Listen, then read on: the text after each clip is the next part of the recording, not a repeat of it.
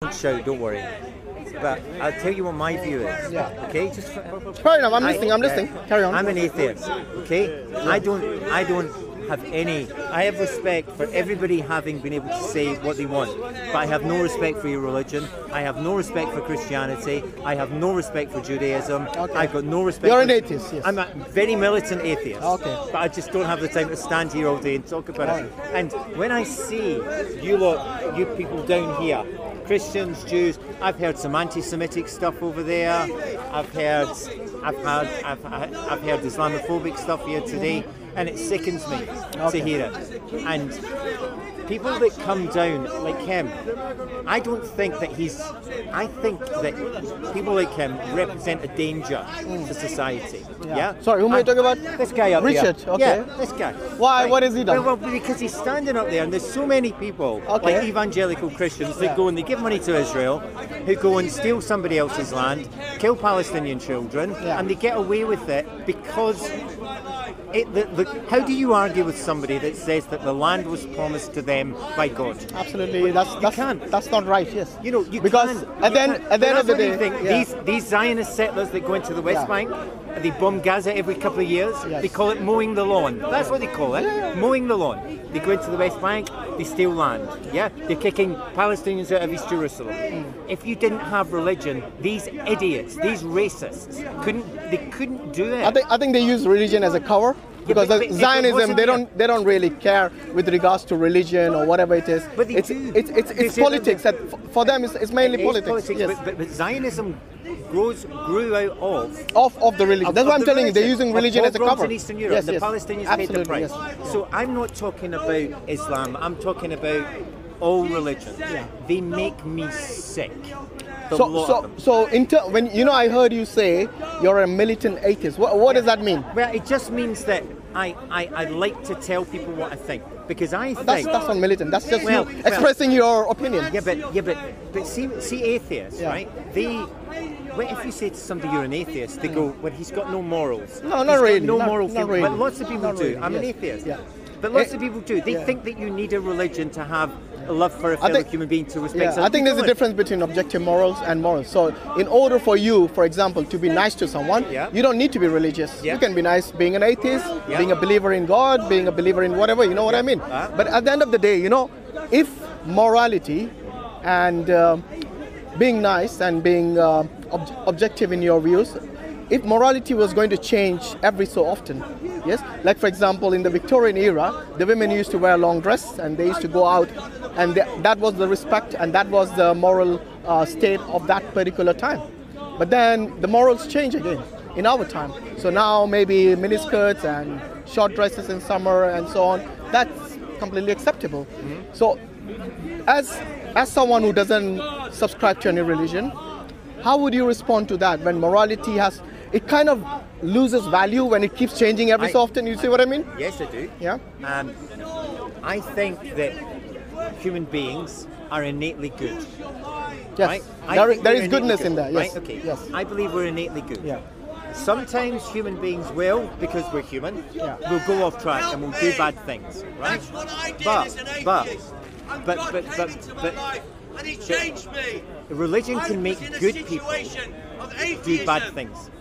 Religion can make good people, otherwise normal people do bad things. But why do you say only religious people? If I tell you someone like Chairman Mao, who's not a religious person. Or Stalin. Yes, or Stalin, or Hitler. Yeah, or Hitler. Yes. Yeah, well, Hitler was a Roman Catholic. Well, initially maybe, but let's say he was. Let's say Stalin, or let's say Chairman Mao. So I wouldn't say it's just religion. You see, when you know it is though, it tends to be. If you look at what happens in the Middle East. You're looking today, yeah. You look at there is a lot. Not only Middle East. Look at America. Yeah. The number of killing by guns, because the guns are easily available. I think it far exceeds some Christian Zionists. It far exceeds some of these war zones. Yes, the number of people who die every year. The Middle East now is a nightmare. It's a nightmare. I think it's made into a nightmare by people with agendas. But it's religion, and it can be greed of people as well. For example, look. take the Iraq war, for example. Yes, they went in there not for religion. Yes, they went on a false pretext of saying there's WMD over there. That's about money, yeah. But that's what I'm saying. Yeah. But you see, the motivation wasn't religion. No, so what really messed up a beautiful country like Iraq, with history, I think, which goes back to the Babylonian and even further, yes, because America is like what, 300, 400 years? Yes, it's a baby in comparison to Iraq. But that's what I'm telling you. So it's not religion. You cannot blame religion for everything. No, you can't. But the biggest cancer in the Middle East, that permeates everything, is this. What? Iraq, right? You mean the Israel-Palestinian issue? It's at the root of everything. It's at the root of radical sort of radical movements, terrorist movements, and it's because of that, and that was caused by religion. Yeah. Do you really think that when the Zionists, they basically plan to have a land of their own? Yes. Do you think religion was really the main motivation for them? No, I don't. But I think they had a political motive. But that's what I'm saying. It's not religion. That's my point. But religion provides the hook to hang it on. No. Look. Many of the wars that happened, even today in the 21st century, and even in the years before, the World War I, World War II, yes, they all had greed, and power. These were the main motivations. I don't think religion's behind every single war. I think religion is least likely behind every single war. Mostly it is greed and power. These dictators who were hungry for these, to grab lands, to grab power from other people and to make their own. For example, when Hitler went about conquering Europe, what was the main motivation? He never said it was for religious purposes. It was his race, the Aryan race. He wanted to. Racist. Yeah. It was absolutely. So you see, racism plays a role. Greed plays a role. Yes. Their motivation is power. These power-hungry people is mainly. So you keep saying religion. I think you really have to look at every single war and every single reason for these wars to take place. You will find it's mostly political motives, hungry for power and wealth actually as well. Because what they did when they went there, even the colonialist power, yes, when this European colonialists went to other countries, religion wasn't the motivation. Even though they might have had the priests, the Christian priests, they had some. Go and baptize some of the natives and all. That is just that was a sideshow. Exactly, the sideshow. The main motivation is to plunder them of the wealth of these countries like India, like Africa. These countries were very wealthy in terms of their resources, and they still are. I agree that empire. Yeah, so there you go. It's about money. Yeah. I agree, but I'm talking about now in the Middle East. But right? Even now, okay, I'll tell you what. Look at all the wars happening in the Middle East. You tell me one war which is being fought because of religion. Go on, tell me.